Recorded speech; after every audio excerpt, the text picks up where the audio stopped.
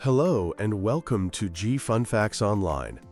Today, we're peeling back the layers of our modern interconnected world to look at something dark, something hidden in the shadows of globalization, the multi-billion-dollar criminal enterprise of human trafficking. It's a terrifying reality where people are turned into commodities. But in response to this global scourge, the world has been fighting back, not with weapons, but with words, laws, and a complex legal architecture designed to dismantle these criminal networks. Today, we're exploring the global chains of law built to break the chains of exploitation. How do you even begin to write laws to fight a crime that crosses every border and preys on the most vulnerable? The answer lies in a powerful idea known as the, quote, 3P paradigm: prevention, prosecution, and protection. This framework is the cornerstone of the global fight, and we're going to break down exactly how it works. The story of how we got here is a journey in itself. The first whispers of a global conscience against trafficking started over a century ago. Back in the early 1900s, the focus was narrow, born out of a moral panic about what was called the quote, white slave traffic. The term itself tells you a lot about the biases of the time, focusing almost exclusively on European women and girls being forced into prostitution. The first international agreement was signed in Paris in 1904, a baby step, but a crucial one. It was the first time nations officially agreed to cooperate to stop this kind of trade. After the First World War, the League of Nations took over, and things started to evolve. A 1921 convention finally dropped the racially charged term white slave trade and replaced it with the more inclusive, quote, trafficking in women and children. But the real seismic shift, the moment that truly defined the modern fight against human trafficking, happened in the year 2000 in Palermo, Italy. This is where the world got the single most important tool in its legal arsenal: the Protocol to Prevent, Suppress, and Punish Trafficking in Persons, or as everyone calls it, the Palermo Protocol. Why was the Palermo Protocol such a game changer? For the first time ever, the world had a single, legally binding definition of what human trafficking actually is.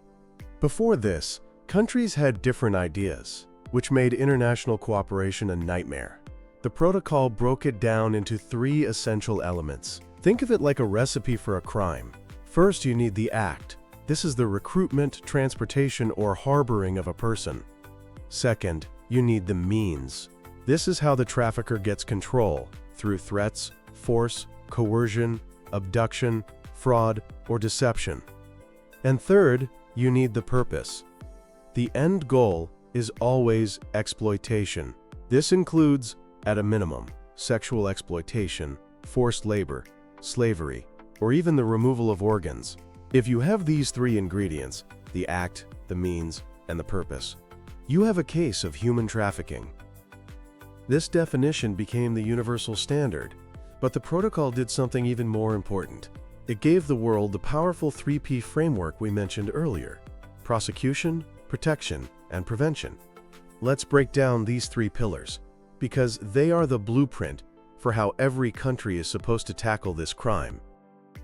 First up is prosecution. This is about bringing traffickers to justice. The protocol requires every country that signs it to make human trafficking a serious crime in their national laws. We're not talking about a slap on the wrist. The penalties have to reflect the absolute horror of the crime. This means real prison sentences. It also means going after everyone involved, from the recruiters on the ground to the kingpins organizing the entire network.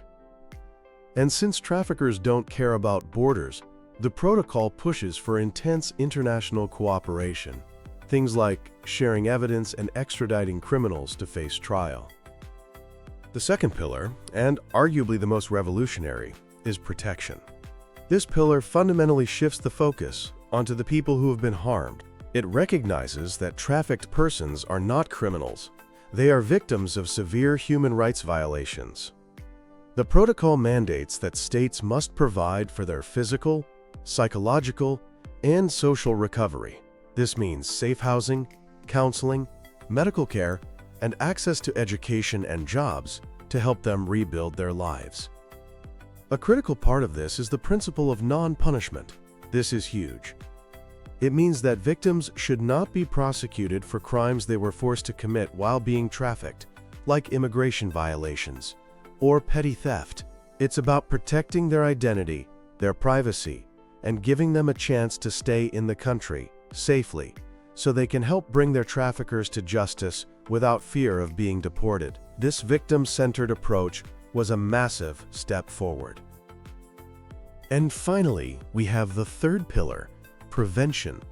An old saying goes that an ounce of prevention is worth a pound of cure, and that's the idea here. This pillar calls on countries to tackle the root causes that make people vulnerable to trafficking in the first place. What are those causes? Poverty, lack of education, discrimination, and social instability. Prevention means creating economic opportunities, running public awareness campaigns to teach people how to spot the signs of trafficking, and importantly, trying to reduce the demand that fuels the trade. Whether it's the demand for cheap labor or for the commercial sex trade, without demand, the trafficker's business model collapses. So you have prosecution, protection, and prevention. The 3P to seconds. A simple but incredibly comprehensive strategy. Of course, a global treaty is only as strong as the organizations that help enforce it. The United Nations Office on Drugs and Crime, or UNODC, is the official guardian of the Palermo Protocol. They help countries write their laws, train police and judges, and track global trafficking trends. You might have seen their Blue Heart campaign, which raises public awareness. Then you have the International Organization for Migration, the IOM, which is on the front lines helping vulnerable migrants, providing direct assistance to victims like shelter and medical care. And the International Labor Organization, the ILO, focuses specifically on forced labor, setting global standards to ensure people have decent work and are protected from exploitation. While the Palermo Protocol is the global standard, the fight also gets reinforced at the regional level. Think of it like a multi-layered defense. In Europe, the Council of Europe Convention is considered one of the strongest anti-trafficking laws in the world because it puts an even greater emphasis on victim protection, making it clear that a victim's right to help doesn't depend on whether they cooperate with the police. In Southeast Asia, the ASEAN Convention helps countries in that region work together. And in West Africa and the Americas, similar regional plans are in place to coordinate efforts. These regional agreements are vital because they adapt the global rules to local realities. Now, for the most important step, bringing all these international rules home. The effectiveness of this entire global architecture depends on what happens at the national level. Let's look at a few examples. The United States passed its Trafficking Victims Protection Act, or TVPA, in the same year the Palermo Protocol was adopted. It's a landmark law that mirrors the 3P paradigm. One of its key features is the T-visa, which allows foreign victims who cooperate with law enforcement to stay in the U.S. The TVPA also created the famous annual Trafficking in Persons report, which grades countries on their efforts, putting public pressure on governments around the world to do better. Across the Atlantic, the United Kingdom passed its Modern Slavery Act in 2015. This law was pioneering for a different reason. It went after the money. It includes a rule that requires large companies to publish a statement each year detailing what they're doing to make sure there is no slavery in their supply chains. The idea is to use market pressure to force businesses to clean up their act. Other countries have also made huge strides. Nigeria established a dedicated agency called NAPTIP to coordinate all its anti-trafficking efforts. The Philippines was one of the first in Southeast Asia to pass a comprehensive law, and Brazil unified its legal framework in 2016 to better align with the Palermo Protocol. But this fight isn't just for governments. Some of the most important work is done by unseen forces, non-governmental organizations, or NGOs. These groups are the frontline responders.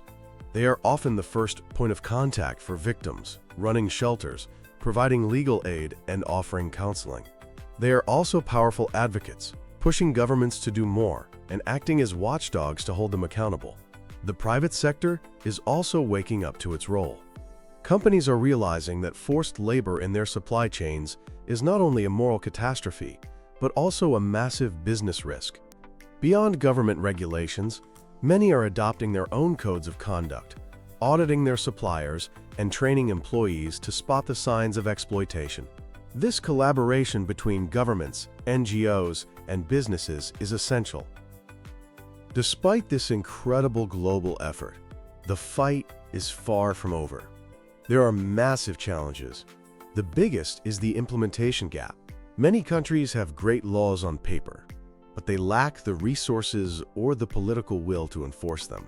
Corruption is another huge problem, with officials sometimes being complicit in the very crimes they're supposed to stop. There's also a critical debate about the focus of these laws.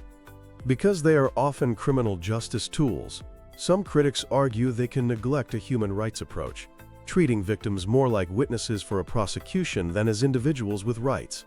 And the lines can get blurry. The debate around sex work and trafficking is contentious, and anti-trafficking laws can sometimes harm the very people they intend to help, especially migrants who may be wrongly treated as illegal immigrants instead of as victims of a crime. The future of this fight is already taking shape. Technology is a double-edged sword.